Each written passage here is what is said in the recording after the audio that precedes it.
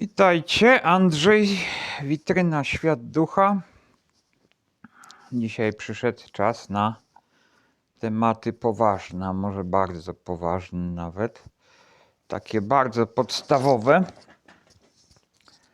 które dotyczą łączy energetycznych między ludźmi, a generalnie kobiet i mężczyzn. Tutaj kobieta i mężczyzna mają między sobą największe łącze energetyczne, jakie tylko może być, a jest ono też wzmacniane przez seks i łączy niesłychanie mocno, niesłychanie. Dlaczego to jest tak mocne? Dlatego, żeby zapewnić odpowiednie przetrwanie gatunku. Przetrwanie gatunku jest najsilniejszym impulsem, najsilniejszym napędem, jaki mamy, nawet jest silniejsze od osobistego przetrwania. I teraz będziemy mówić najpierw o poprawnej relacji, jaka jest między mężczyzną i kobietą, jaka jest poprawna relacja energetyczna, a później wejdziemy w obszar niepoprawnej relacji energetycznej, jaka jest między mężczyzną i kobietą. I tutaj będziemy mieć już, jakby to powiedzieć, dodatek w postaci obciążeń duchowych, czyli symbiontów, wejść i tego, co się nazywa osobowością, powiedzmy sobie, zaburzoną, nieprawidłową, zaburzeniem osobowości, czyli generalnie narcyzm, socjopatia i tak dalej. Te wszystkie kłopoty, które ludziom się przytrafiają i przez które nie ma dobrych relacji między ludźmi, nie ma dobrych małżeństw, dzieci cierpią, kobiety wychodzą za nieodpowiednich partnerów, mężczyźni są zakochani w kobietach niedostępnych i w ogóle odjechanych. No i tak to mniej więcej będzie. Tak. Także pierwsze co, to omówimy sobie poprawne relacje. Jak poprawne relacje mają wyglądać? Ostatnio taki artykuł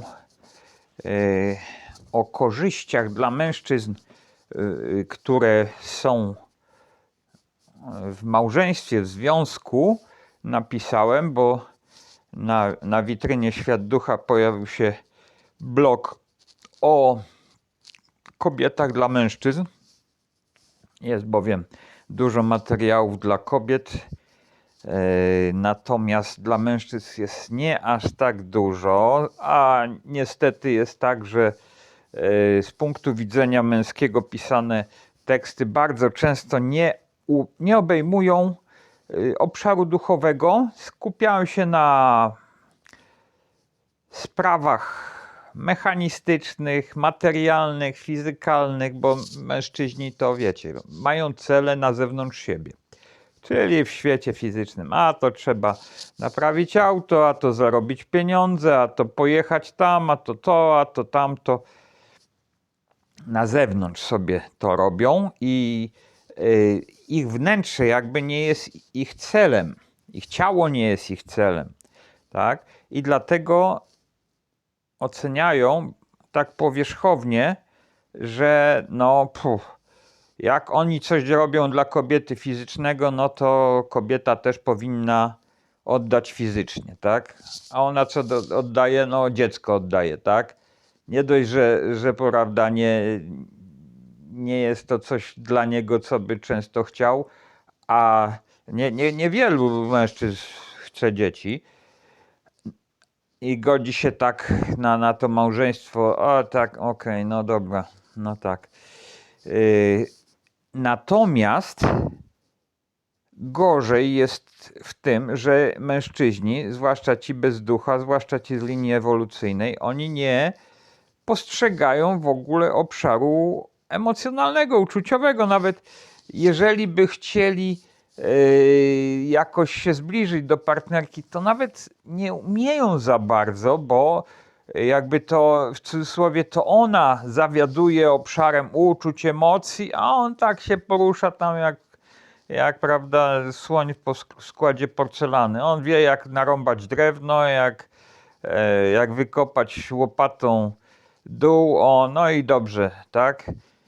I on to wnosi do małżeństwa. No i tutaj jest kłopot, prawda, bo tak naprawdę obszar uczuć i emocji to jest coś wewnętrznego, tak, yin, czyli to jest coś, w czym kobieta ma cele i w czym kobieta dobrze się czuje. I tutaj kobiety dużo mówią o uczuciach, emocjach, dla nich jest to ważne, dla nich się to liczy, tak, a mężczyzna, no w cudzysłowie, musi być mocny, silny, taki zdecydowany, bezwzględny często, tak. Tak przynajmniej kobiety tego chcą, tego oczekują od mężczyzn. No, zobaczymy jeszcze, jak to się później potoczy. Zacznijmy od tego, że mężczyzna ma osobowość, duszę i ciało. Ciało tutaj akurat nie jest aż tak bardzo istotne. Natomiast osobowość i duszę tutaj wymienimy i kobieta też ma osobowość i duszę. I pierwsza linijka. Pierwsza linijka. Osobowość mężczyzny daje, energetycznie zasila osobowość kobiety, czyli to symbolizuje pracę na rzecz małżeństwa, na rzecz tego, żeby zarobić pieniądze, żeby utrzymać kobietę, kiedy będzie miała dziecko, kiedy będzie w ciąży, kiedy będzie miała małe dziecko, kiedy będzie zajęta tym ileś nawet lat. Tak? To nie jest takie hop siup. Mężczyzna musi być przygotowany na naprawdę wydajną pracę i długotrwałą, ażeby dawać kobiecie. Tak? I kobieta tego oczekuje. Natomiast, i tutaj jest strzałeczka od osobowości z lewej strony do osobowości z prawej strony. Osobowość mężczyzny jest męska. Osobowość kobiety jest żeńska. To jest jakby standard, jest to coś typowego. No, są oczywiście sytuacje nietypowe, kiedy osobowość mężczyzny może być żeńska. Tak? I wtedy są jakby anomalie, i wtedy są po prostu osoby, które mają trudności z odnalezieniem się. No, jest tego trochę i to występuje. Ja nie będę o tym mówić, bo to jest jakby tak, są to wyjątkowe sprawy, niemniej jednak są.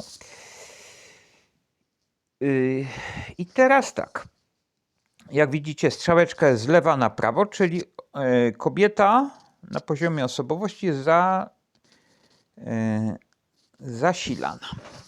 Druga linia to jest dusza, anima, męska dusza.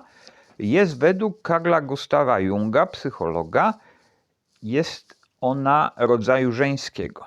Dusza męska jest żeńskiego rodzaju. No można spytać się, to przecież jest idiotstwo, nie? No przecież to mężczyzna powinien być cały męski, tak? No taki męski to powinien taki być. O, jaki on męski, wy zobaczcie, nie? O, ten to jest mężczyzna. No tutaj nie do końca. Nie do końca, proszę was, bo prawdziwa, zdrowa dusza męska jest właśnie yin. I dlatego Carl Gustav Jung nazwał ją animą. I z drugiej strony u kobiety dusza jest żeńska. Nie, męska. U kobiety dusza jest męska i to się nazywa animus. Animus.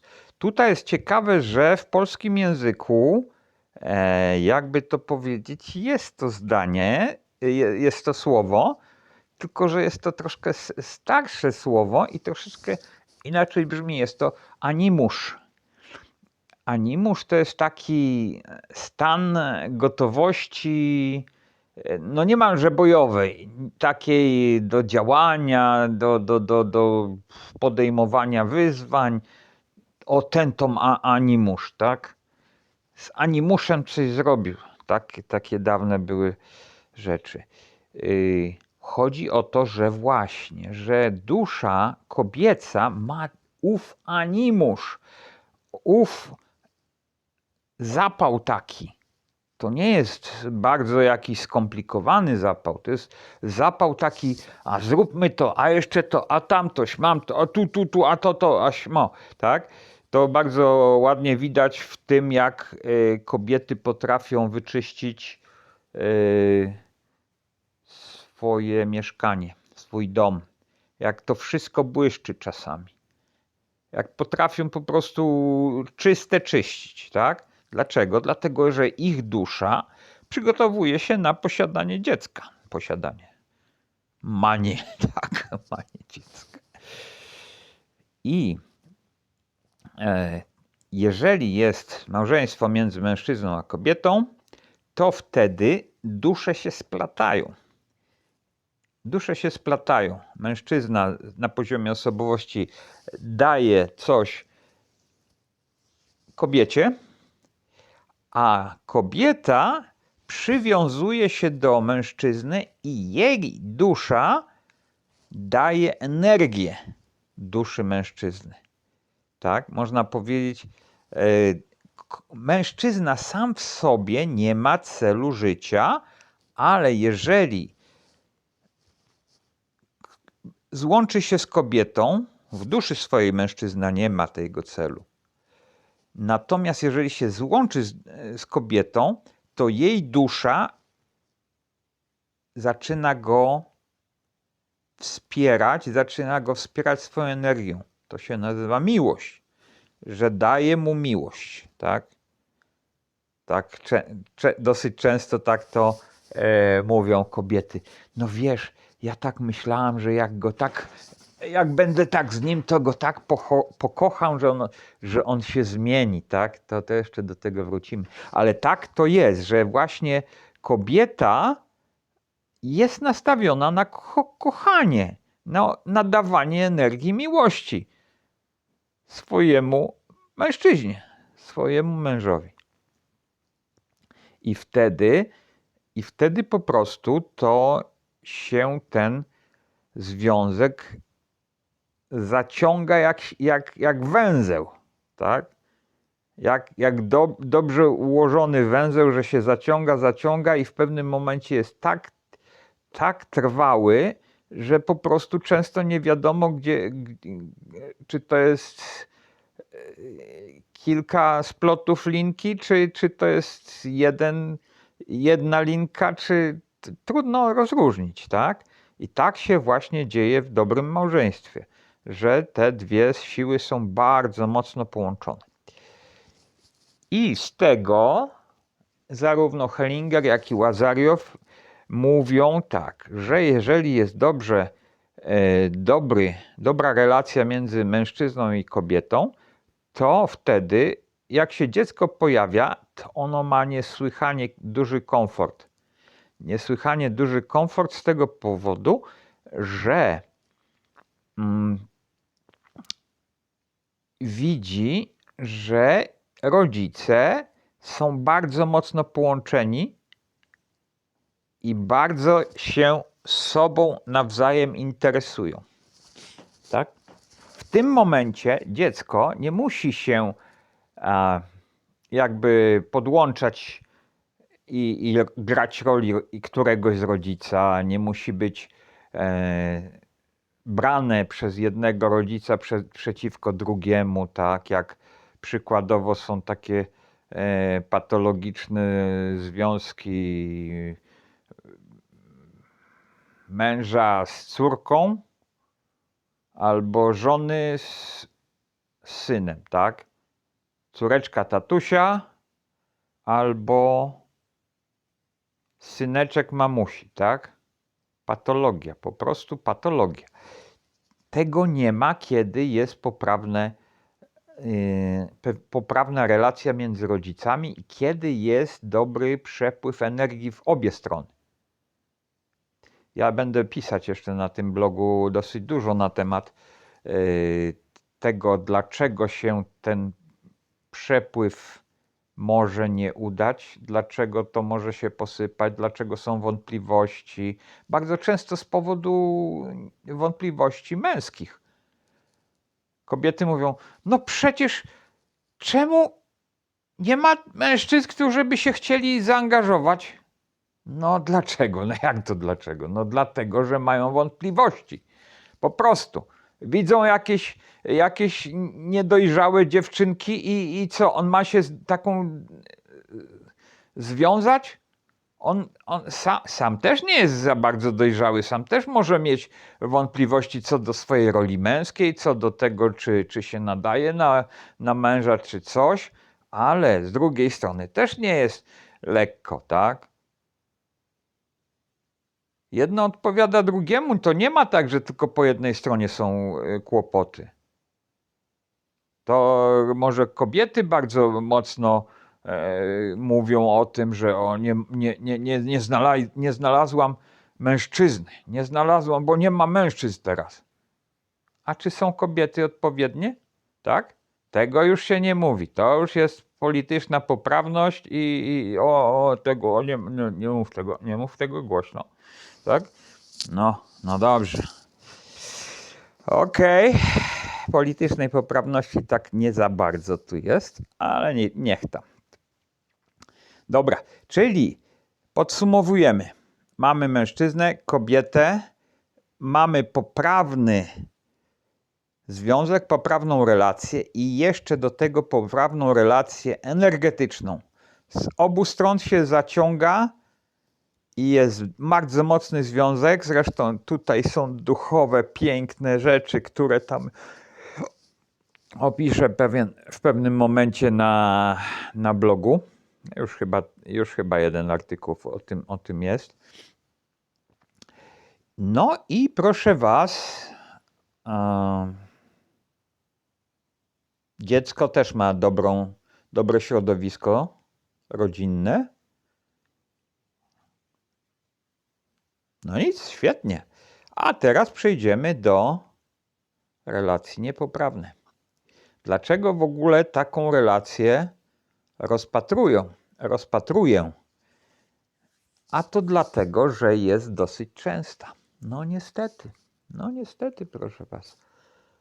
Te wszystkie rodziny rozbite, te wszystkie rozwody, wielokrotne małżeństwa, pijaństwo, alkoholizm, narkomania, niezgoda w małżeństwie, tak, i tak dalej, można było wyliczać. To jest wszystko patologia związków. Ci ludzie się nie umieją ze sobą porozumieć, nie są w stanie często, tak? Można tak nawet by dawać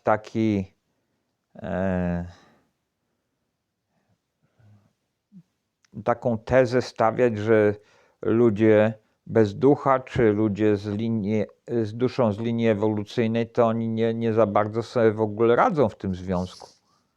Także no nie mają podstaw do tego, żeby ten związek był poprawny. Jeszcze kiedyś, dawno w Indiach, jak była ta instytucja guru, taka bardziej powiedzmy sobie szanowana, no to guru jako człowiek z duchem, obudzony duchowo, mógł tam ponastawiać te małżeństwa, powiedzieć, ty to masz robić to, a ty masz robić to i macie się w ten sposób dogadywać, że ty to, tak? Podobnie i rabini też żydowscy, jak pewnie słyszeliście o różnych takich humorystycznych historyjkach, też dawali rady swoim podopiecznym, tak? Religijnym Żydom. I też, no, rabi, co tu zrobić, jak moja żonka mówi, że jest za ciasno w domu, mówi. No to rabi mówi tak do tego męża, mówi, weź sobie kozę kup, tak? Po jakimś czasie przychodzi ten mąż, mówi, rabi, to przecież nie do wytrzymania, jak to może być koza jeszcze w domu, to już w ogóle po ścianach chodzimy, nie? No to mówi rabi, sprzedaj kozę. Dobrze, poszedł Żyd, sprzedał kozę, mówi, przychodzi kolejny raz do rabina i mówi, rabi, co to jakieś cuda w domu, ileż miejsca my mamy w domu, tak? No tak, kozy nie ma. To już żona jest po prostu w 7. niebie. Zauważyła, że jest w miejscu. Dobra. No tutaj będzie mniej do śmiechu. Z lewej strony mamy mężczyznę, osobowość, dusza i symbiont, proszę was. Ten mężczyzna ma symbionta. Różne są symbionty, także tutaj jest takie ogólne podejście. Mężczyzna jest nosicielem symbionta. Z drugiej strony jest kobieta. Kobieta ma, no właśnie, obciążenie, które jest, dajmy na to, odpowiadające na symbionta. Może nie od razu ma to, ale tak z czasem może sobie to wykształcić. Zaraz powiemy, jak to jest. I mężczyzna, osobowość męska jest, dusza jest anima żeńska, symbiont jest męski. Symbiont jest obciążeniem generalnie męskim, który jest taki zdecydowany, poważny, osiągnięcia jakieś, wiecie, tutaj wyczyszczone lakierki, garnitur po prostu, koszula wyprasowana, krawat, wszystko normalnie. Och, jaki to jest gościu, nie? I w odróżnieniu od poprzedniego, który po prostu był zwykłym człowiekiem. No i co? I kobiety się rzucają na takich bardzo często. Dusze ich się rzucają. Tutaj nie napisałem takich strzałeczek ukośnych, bo nie miałem. Dusza kobiety zachwycona jest symbiontem. Dusza kobiety, animus, tak, widzi, że tamten symbiont jest silniejszy od niej samej i też jest to na zasadzie takiej fantazji partnerstwa. To tamten jest bardzo do mnie podobny, to będziemy się rozumieć. Tamten jest podobny, będziemy się rozumieć. Animus i symbiont. Animus się gdzieś tam przegląda w tym symbioncie, mówi, o jakie wspaniałe to, ale widzę, że ma jakieś tam kłopoty, że na przykład trochę za dużo czasami pije, ale tak kobieta mówi, ale ja go i tak kocham, ja go tak kocham, że ja go otoczę swoją miłością i on się zmieni. Tak, słyszeliście takie historyjki, takie opowiadania? Tak, on się zmieni, tak, ta dusza właśnie kobiety, może nawet osobowość nie za bardzo wie, co zrobić, bo kobiety nie są za bardzo uczone tego, zresztą nie za bardzo też się garną do tego, żeby poznawać, kim są mężczyźni.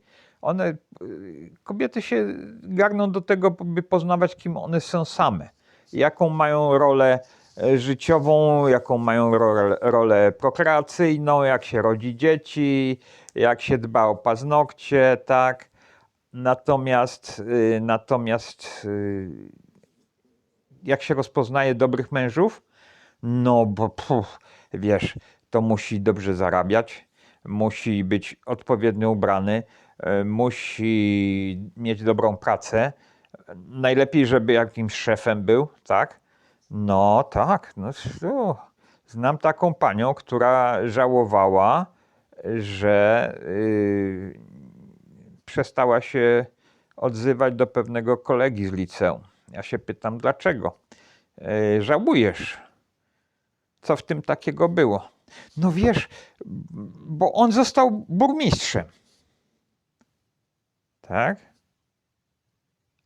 A czy to w ogóle jakikolwiek sensowny człowiek był? Tak? Się mi takie dziwne pytanie pojawiło. Czyli pierwsza cecha, dla której ona żałowała, była po prostu ta, że on został burmistrzem, tak? Czyli jej animus zobaczył jego osiągnięcia w obrębie zawodowym, kariera, tak? Czyli dla niej to nie było ważne, czy to jest dobry mężczyzna, czy niedobry mężczyzna, tak? No niestety ta pani nie pokazała klasy w doborze partnera i sobie wzięła alkoholika. Dobra. I co? Mamy mężczyznę. Osobowość męska daje coś osobowości żeńskiej. Tutaj też trzeba uważać, bo mężczyźni z symbiontami to niestety już nie będą dawać w taki zdrowy sposób kobiecie, tak jak dają mężczyźni bez symbiontów. Tak? Mężczyzna może bez symbiontów się wahać, ale jak się już zaangażuje, to już jest po prostu odpowiedzialny i zaangażowany. Natomiast mężczyzna z symbiontem nie waha się, jak to mówią, bierze na klatę, ale potem tam jak w którymś artykule o narcyzach było napisane, że tam jest w środku nawet nie wewnętrzne dziecko, ale wewnętrznie niemowlę i to niemowlę u narcyza będzie żądało zajmowania się nim. Będzie żądało uwagi, będzie uważało, że ma zawsze rację, będzie uważało, że ma prawo wymagać cały czas od żony, że ona nie ma prawa mieć swojego życia, ona nie ma prawa mieć swojego zdania, bo on i tak lepiej wie, on i tak jej powie, a ona ma to przyjąć. Tak wygląda życie z narcyzem. Tak wygląda życie z narcyzem. Tak.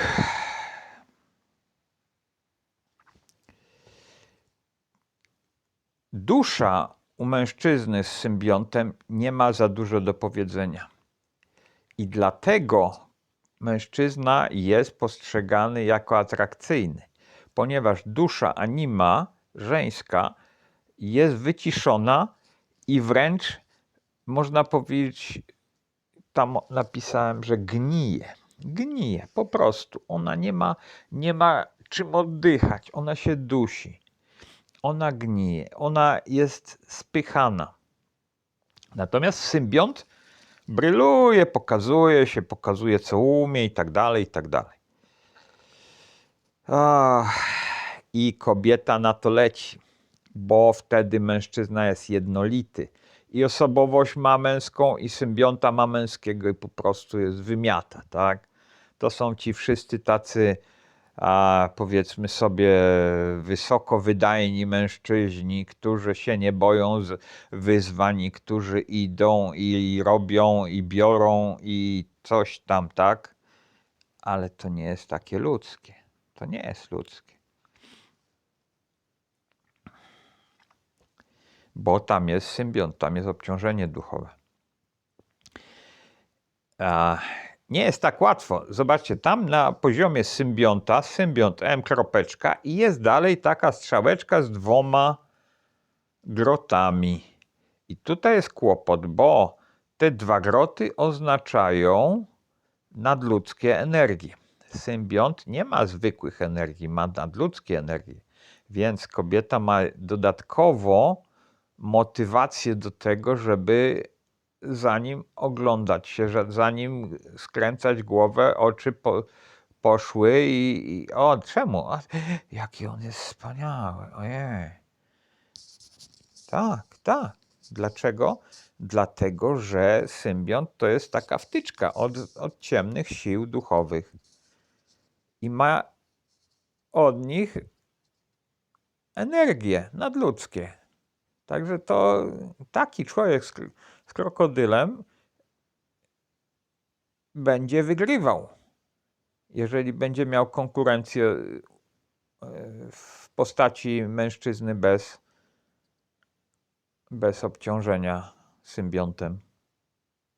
Ten człowiek będzie w oczach kobiet bardzo często właśnie wyglądał lepiej. A popatrzymy się na stronę kobiety.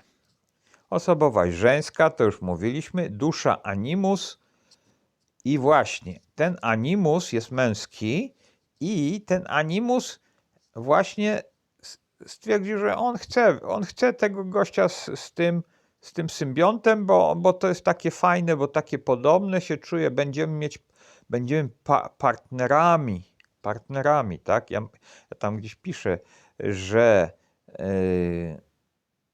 partnerstwo w związku kobiety i mężczyzny jest niebezpieczne, ponieważ partnerzy robią to samo i mają te same zadania i mają ten sam cel.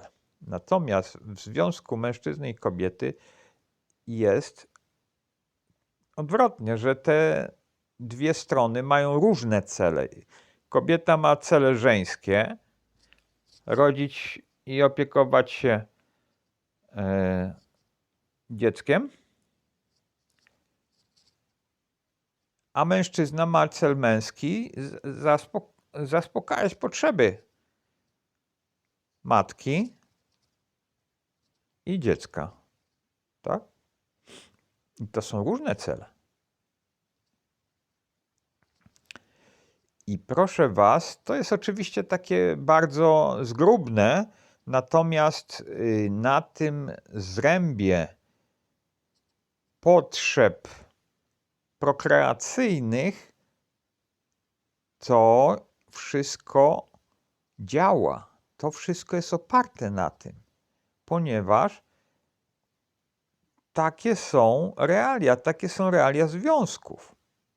Jeżeli ktoś chce to przemilczać, to jeżeli nie mówi tego swoim dzieciom, że to tak działa, to po prostu robi dezinformację. Jeżeli ktoś nie chce o tym wspominać w czasie przygotowania do małżeństwa, to znaczy, że coś ukrywa, że czegoś nie chce mówić, że czegoś nie jest nauczony mówić, że do czegoś nie jest gotowy. Tak? Bardzo często ludzie idą tak, no wiesz, no ja wiem, że tam będą dzieci, ale tak może nie od razu, a taki nie jestem gotowy i coś tam, ale zastanowimy się, kiedy będą dzieci i tak dalej. No chwila, to tak nie działa.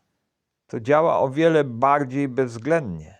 O wiele bardziej, chociaż trzeba powiedzieć, że przy zdrowych relacjach i przy chęciach z obu stron to może być naprawdę bardzo miłe.